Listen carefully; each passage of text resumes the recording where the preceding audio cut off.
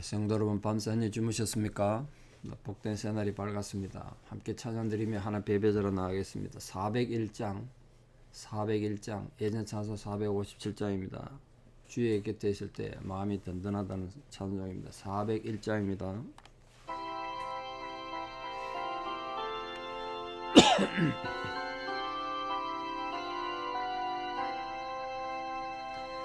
주의 곁에 있을 때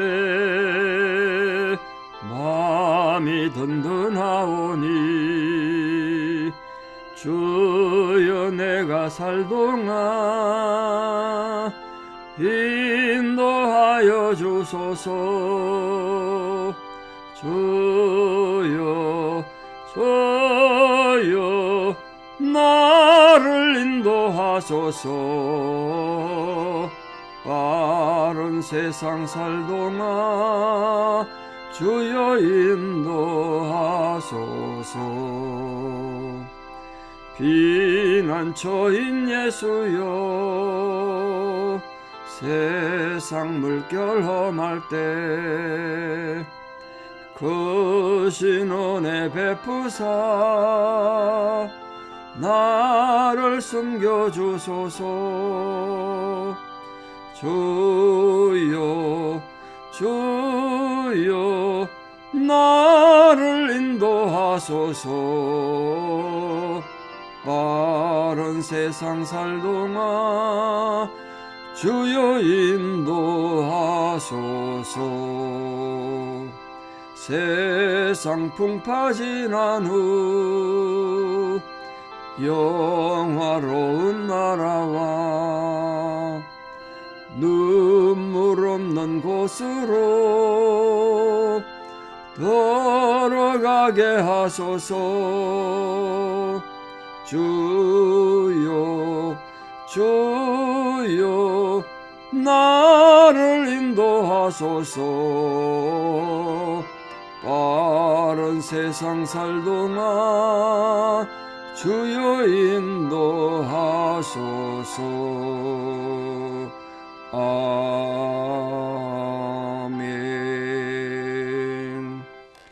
신앙 고백 드리겠습니다.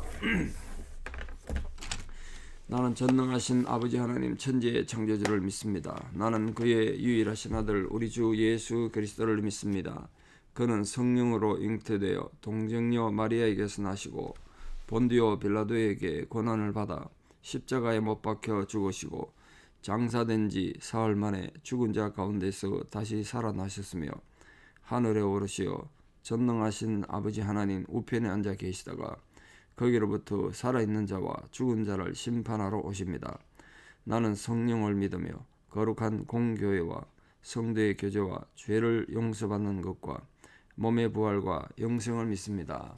아멘. 2024년 3월 22일 금요일 새벽입니다. 하나님 주신 말씀 잠언 6장 25절에서 35절입니다. 잠언 6장 25절에서 35절. 잠언 6장 25절 봉독에 올립니다. 네 마음에 그의 아름다움을 탐하지 말며 그 눈꺼풀에 홀리지 말라.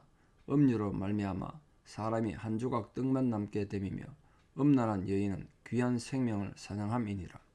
사람이 불을 품에 품고서야 어찌 그의 옷이 타지 아니하겠으며 사람이 숯불을 밟고서야 어찌 그의 발에 대지 아니하겠느냐. 남의 아내와 통관하는 자도 이와 같을 것이라. 그를 만지는 자마다 벌을 면하지 못하리라. 도둑이 만일 줄일 때에 배를 채우려고 도둑질하면 사람이 그를 멸시하지는 아니하리니와 들키면 7배를 갚아야 하리니 심지어 자기 집에 있는 것을 다 내주게 되리라. 여인과 간음하는 자는 무지한 자라. 이것을 행하는 자는 자기의 영혼을 망하게 하며 상함과 능력을 받고 부끄러움을 씻을 수 없게 되나니 남편이 투기로 분노하여 원수 갚는 날에 용서하지 아니하고 어떤 보상도 받지 아니하며 많은 선물을 줄지라도 듣지 아니하리라. 아멘. 계속되는 이 특별히 젊은 사람, 늙은 사람 차이는 없겠습니다만 이 음란한 것을 좀 주의해야 된다. 그걸 지금 교훈하는 내용입니다. 지금 이 특별히 훈계는 사람이 이런 실수를 하게 되면 참 치명적인 문제를 본인이 많이 일으키지 않습니까? 그런 부분에서 실수하지 않도록 성경이 많이 다루고 있는데, 특히 이 솔로몬은 본인이 아내를 1000명이나 뒀기 때문에 그 문제를 많이 일으키지 않았겠습니까, 가정에. 특히 오늘 우리가 여기서 다루는 여자의 문제가 남의 아내입니다. 남의 아내. 남의 아내와 통관하는 자를 다루고 있는데, 이 본문 읽으면서 굉장히 궁금한 점이 하나 생겼습니다. 여러분, 솔로몬은 자기 아버지 다윗이 자기 어머니 바세바와 남의 아내를 데리고 통관한 거 알았을까요? 그리고 자기 형이, 솔로몬의 형이 태어났잖아요. 자기 형은 그 죄의 결과로 태어났다가 일주일 만에 하나님 징계로 죽은 거 알았을까요? 아니면 본인이 그런 실수를 많이 해봐서 이런 글을 썼을까요? 근데 아마도 저는 솔로몬이 다윗의 문제를 알았을 거라고 생각해요. 왜냐하면 이 다윗의 실수가 시편으로 만들어져서 모든 백성들이 노래를 부르고 있었으니까 솔로몬이 모를 리는 없었겠죠. 아마 그러지 않을까 싶습니다. 그게 아직도 성경에 남아있는데 솔로몬이 몰랐을 리 없죠. 그런 데 대한 반성도 있었을 거고, 자기 스스로가 또 여자 문제로 많은 고난을 겪어봤기 때문에 이런 성경을 쓰지 않았을까, 그렇게 유추해 보는 거죠. 그런데 읽으면서 참 아이러니다. 지금 오늘 이 본문에 가장 저촉되고 해당되는 사람이 자기 자신이고, 어떤 부분에서는 자기 아버지 다윗인데 그걸 이렇게 강하게 썼구나, 그렇게 생각해 봅니다.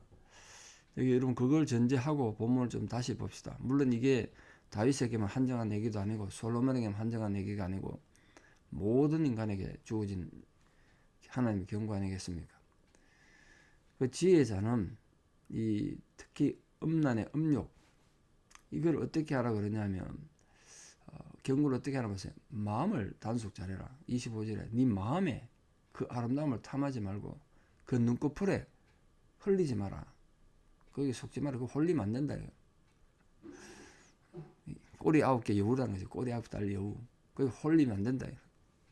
그럼 정신이 빼앗기는 거죠. 우리 옛날 전설 따라 3절을 보면 꼬리 9개 달린 여우가 아주 예쁜 여자로 변해가지고 한양으로 가는 선비들을 유혹해서 죽이는 이런 내용들이 많던데요. 홀리는 거죠. 홀려. 그 미모의 선비들이 넘어가가지고 자꾸 사람이 죽어나가니까 나라에서 그 여우 잡으려고 훌륭한 선비를 보내서 결국 잡는 이런 내용 봤던 기억이 있는데요. 오늘 그런 내용입니다. 그 마음이 뺏기고 홀린다. 그 지혜자는 이 부정한 욕망이 일단 스며들 수 없도록 마음 관리를 잘해라. 그걸 강조했어요. 그래서 예수님은 실제적인 간음이나 이런 문제를 일으킨 것도 문제겠지만 어떻게 말씀하셨냐면 그 마음에 음욕을 품으면 이미 간음했다. 이 마음 상태를 굉장히 중요하셨어요. 근데 우리는 실정법에서는 마음으로 아무리 생각했다고 그걸 처벌하지 못하죠. 그건 하나님 법 앞에서는 실제 도둑질한 거나 간음한 거나 살인한 거나 마음에 음욕을 품거나 탐심을 품거나 미워하면 다 똑같은 살인죄고 간음죄고 도둑질하는 거예요. 이 마음의 중요성 그만큼 강조하셨대요. 예수님이 더 강조하셨다는 거 꼭 기억하십시오. 그러면 모든 성도들은 이 마음 관리를 중요시하라는 이 지혜 교훈을 잘 듣고 자기 마음 단속을 잘 함으로써 죄악에서 떠나는 자가 되어야 되지 않겠는가, 그렇게 생각합니다. 특별히 오늘 하나님께서는 26절 말씀해 보면 음녀와 가까이 할 때 어떻게 된다고 그러냐면 아주 눈으로 보듯이 그림 그리듯이 이렇게 우리에게 지금 경고합니다. 음녀로 말미암아 26절에 사람이 한 조각 떡만 남게 됨이며, 모든 거 다 뺏긴다는 뜻이죠. 한 조각 떡만 남게 되고 음란한 여인은 귀한 생명을 사냥함이라. 자기 생명을 사냥당한다는 거예요. 우리 옛날 그 마당극에 이춘풍전이라고 있습니다. 이춘풍전. 기생에게 빠져가지고 전 재산 다 빼앗기고 자기는 아주 우승골 당하는 그런 내용이죠. 오늘 보니까 그 이춘풍전이 생각나는데 우리 고전입니다만, 그러니까 사람이 그 음료를 가까이 하면 한 조각 떡만 낳게 된다. 전 재산 날려는 뜻이고 귀한 생명도 사용당할 것이다. 결과적으로. 이 말씀은 이 음행자와 또 간음자가 생활에 자기 물질의 손실만 있는 게 아니라 현세와 내세의 생명 모두 다 잃어버린다. 그게 정말 무서운 거잖아요. 그때 우리 정신 바짝 차리고 하나님에 바로 서야 된다는 거예요. 이런 손실을 생각해서 지혜자가 권하는 대로 모든 유혹을 끊고 하나님에 바로 살아야 된다. 그걸 지금 말하고 있습니다. 30절에서 이하에 보면 이 음행한 죄가 어떻게 된다고 교훈하냐면 그 전에 보면 이렇게 또 말합니다. 사람이 불을 품에 품고서야 어찌 옷이 타지 않겠느냐. 이 마음 상태를 말하는 거죠. 마음에 이제 음욕을 품었어요. 그러면 피해는 본인이 있는다. 28절에 숯불을 발로 밟고 있으면 발이 어떻게 안 되겠습니까? 당연히 발이 되겠죠. 맨발로 숯불에 올라가면. 그것처럼 남의 아내와 통관하는 자도 이와 같을 것이라. 그를 만지는 자마다 벌을 면하지 못할 것이다. 그렇게 경고합니다. 이 경고가 솔로몬 본인에게 또 아버지 다윗에게 이루어져서 참 좋았을 텐데요. 그래서 이제 특히 이 음란의 죄, 간음의 죄를 어디다 비유하냐 3절 이하에 도둑질과 비교한다. 도둑질. 음행과 도둑질을 비교하면 도둑질은 그래도 음행보다는 좀 작은 죄라고 생각이 되는데 아마 그런 뉘앙스 쓴 것 같아요. 특히 도둑질이 줄인 배를 채우려고. 그러니까 배고파서 배가 너무 고파서 남의 집에 빵을 훔쳤다는 거예요. 현재도 그런 게 있잖아요. 아기에게 분유 줄 돈이 없어서 분유 살 돈이 없어서 분유를 훔치다가 마켓에서 체포된 어떤 산모 얘기를 최근에 뉴스에서 봤는데요. 경찰도 현행법으로 도둑을 잡고도 처벌을 못하고 오히려 분유를 사서 보냈더라고요. 그래야죠 당연히. 그럼 사람 어떻게 체포하겠어요? 애기한테 줄 우유가 없어서 분유 훔치러 온 어머니를 사회가 보호 못하면 그 말이 안 되죠. 근데 그런 상황에도 이게 뭐라고 되어 있냐면 그렇게 배가 고파 도둑질하다 잡히면 사람들이 멸시하진 않는다. 이해한다는 거예요. 아이고 네가 얼마나 배고팠으면 도둑질을 다 하나. 이해는 하지만 배상을 해야 되는데 어떻게 하냐면 7배나 갚아야 된다. 원래 율법에 의하면 남의 그 도둑질하다 걸리면 4배를 갚는 게 7배나 그랬습니다. 7배. 그러니까 배상하는 것이 강하다는 걸 강조한 것 같아요.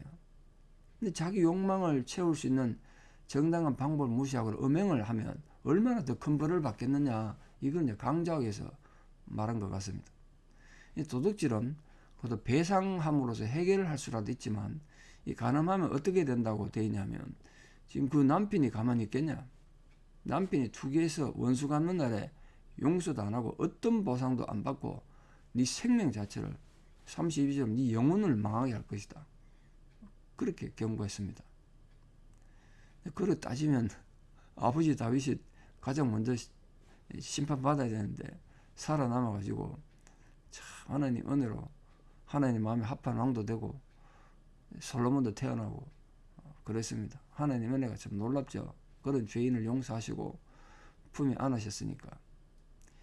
그러니까 지휘자는 이 자기 음행 실수에 따른 이 보복과 심판을 피할 수 없다. 그러니까 조심하라는 거예요.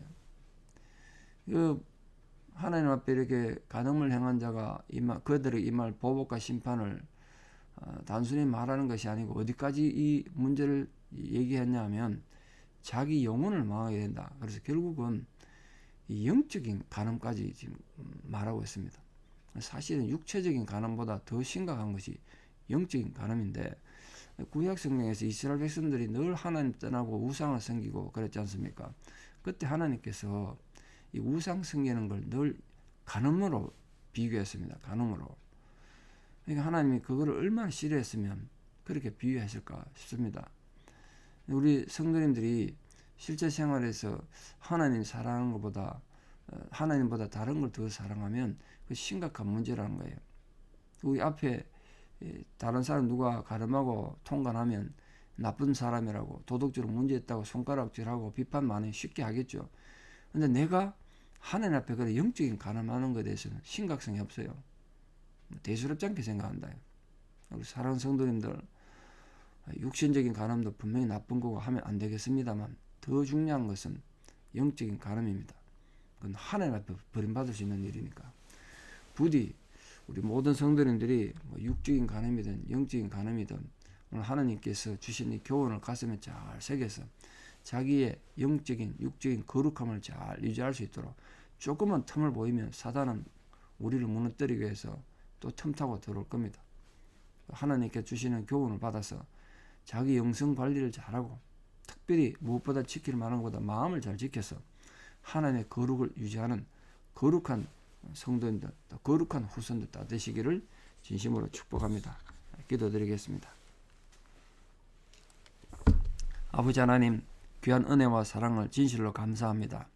하나님께서 우리를 지극히 사랑하셔서 하나님 백성으로 부르시고 복 주시고 은혜 주셨는데, 그런데 우리들이 세상을 살다가 하나님이 원하지 않는 악을 행할 때도 많습니다. 그것이 육적인 간음에도 안 되고 영적인 간음이어도 하나님을 슬프게 하는 것인데, 우리 자신을 잘 다스리고 우리의 거룩함을 잘 유지할 수 있는 하나님의 거룩한 백성들 되기를 소망합니다. 무엇보다 우리 마음을 잘 지켜서 우리 마음이 결코 유혹당하지 않도록 모든 유혹으로부터 우리 마음을 잘 지키는 자들 되게 도와주시옵소서. 주님은 마음으로 죄 지으면 이미 육신으로 죄 지은 것이라고 경고하셨습니다.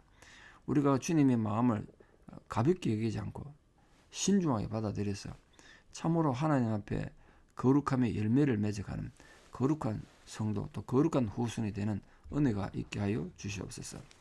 이제는 우리 주 예수 그리스도의 은혜와 하나님 아버지의 만극하신 사랑과 성령님의 위로 교통 역사하심이 오늘도 하나님 앞에 거룩함을 유지하여 거룩한 성도로 살아가기를 소망하고 결단하는 사랑하는 성도님들의 위대한 신앙의 고백 위에, 또 우리 사랑하는 모든 원근각지 흩어져 살아가는 우리 거룩한 우리 후손들에게, 또 우리 사랑하는 모든 성도님들 지금도 노안으로 고생하시고 참 답답한 상황에서 하나님의 도움을 구하시는 여러 어려운 형편에 있는 성도님들과 힘겨운 상황들 위에 이제부터 영원토록 함께 하시옵기를 간절히 축원하옵나이다. 아멘. 여러분 오늘 하루도 거룩함으로 승리하는 복된 하루 되시기를 축복합니다. 감사합니다.